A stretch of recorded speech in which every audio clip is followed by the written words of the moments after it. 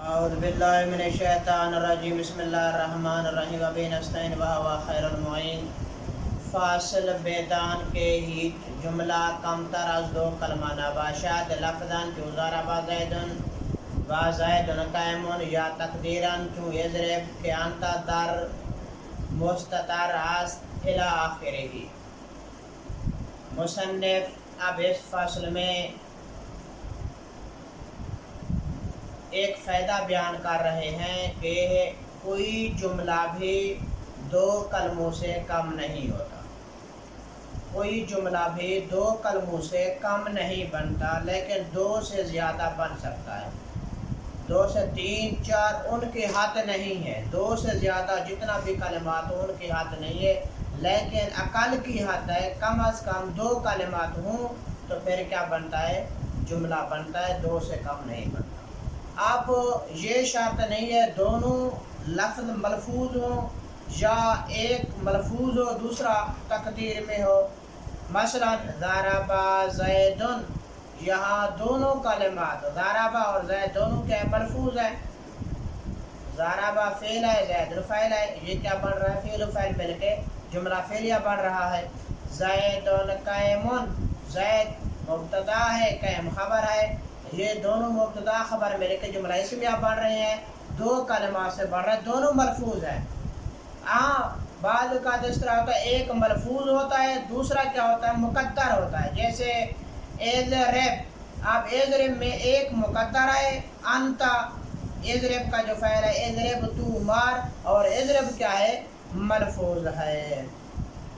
پھر اس کے بعد مصنف ایک نقطہ بیان کر رہے ہیں اپنی اس عبارت میں، یعنی مطالعہ کرنے کا طریقہ بیان کر رہے ہیں طالب علم کو، مبتدی طالب علم کو، کہ جب مبتدی طالب علم مطالعہ کرے، اپنے درس کا اپنی کتاب کا مطالعہ کرے تو چار چیزوں کو ملحوظ خاطر رکھے۔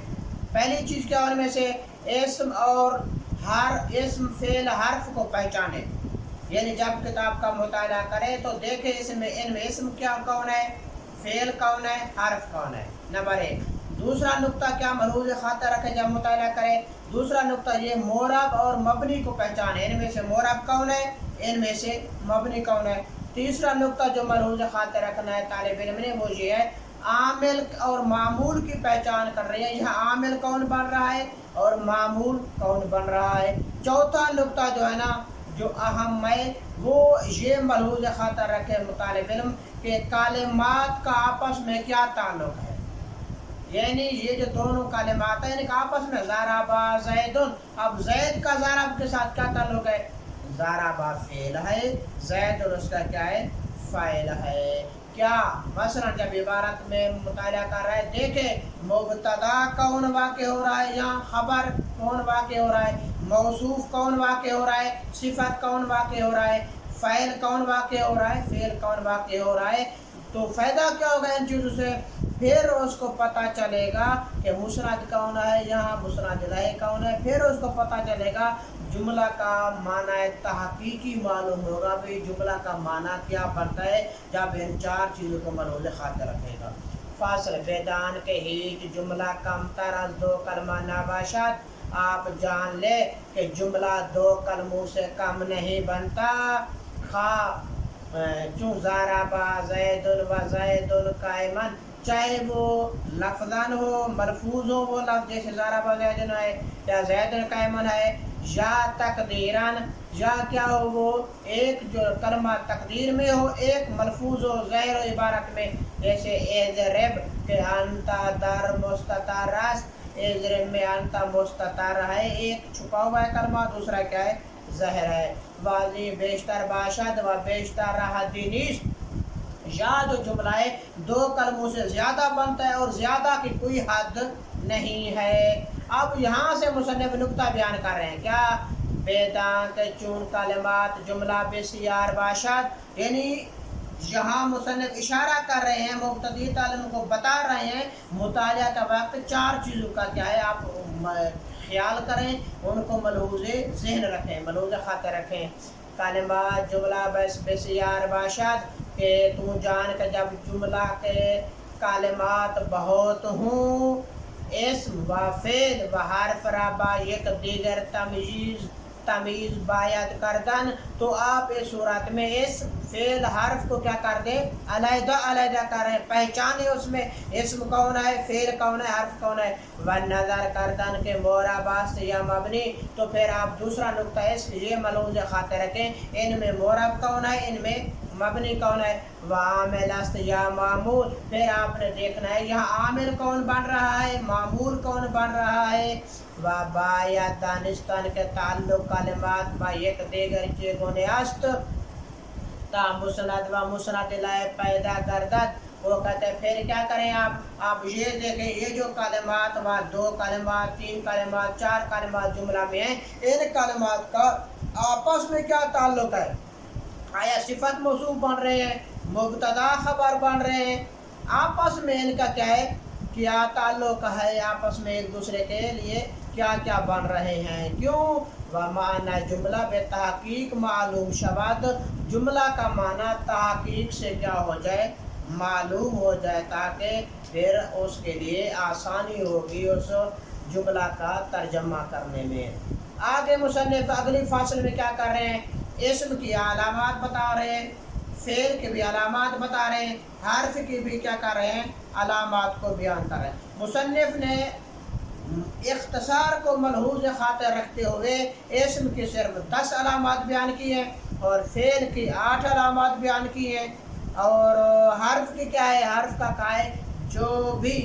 ان علامات کو قبول نہ کرے، یعنی اسم کی علامات کو بھی قبول نہ کرے، حرف کی فعل کی علامات کو بھی قبول نہ کرے، اسے کیا کہا جاتا ہے، حرف کہا جاتا ہے۔ مثلا پہلی اسم کی علامات مصنف نے کیا بیان کی، مصنف نے کہا الف لام اس کے ابتدا میں داخل ہو، الحمد الحمد میں الف لام داخل ہے، لہذا یہ کیا ہے، اسم ہے، اور اس کے ابتدا میں حرف جر داخل ہو، مثلا بزیدن،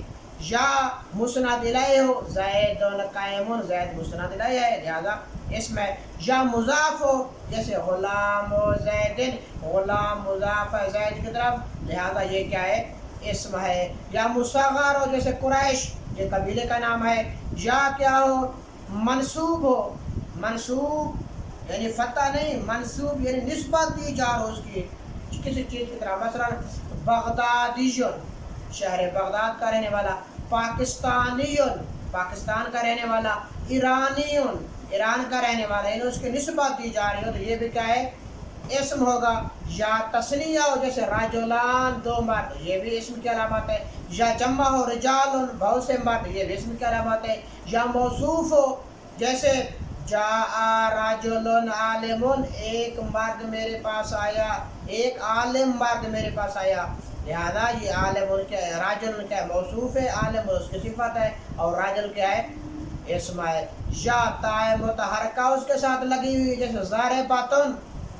یہ بھی کیا ہے، اسم کی علامات ہے۔ اس کے بعد مصنف فعل کی علامات بیان کر رہے ہیں، مصنف کہتے ہیں فعل کی علامات میں سے اس کے شروع میں قد داخل ہو، جیسے قد ضربہ بے شک اس ایک مرد نے مارا،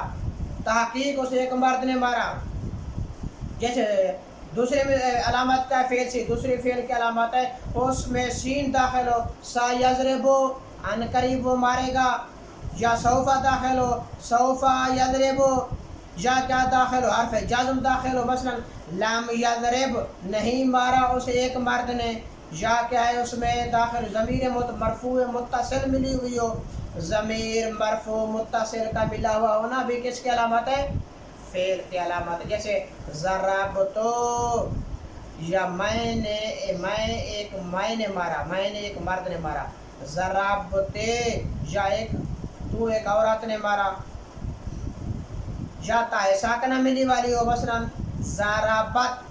مارا اس ایک عورت نے یہ بھی کس کی علامت ہے، فعل کی علامت ہے۔ یا امر ہو جیسے اضرب تو مار یہ بھی فعل کی علامت ہے، یا نہیں ہو لا تضرب تو مت مار یہ بھی کیا ہے، فعل کی علامت ہے۔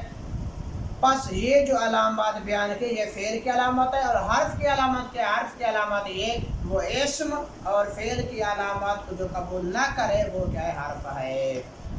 بیدان فصل بیدان کے علامات اسم آنست کے الف و لام یا حرف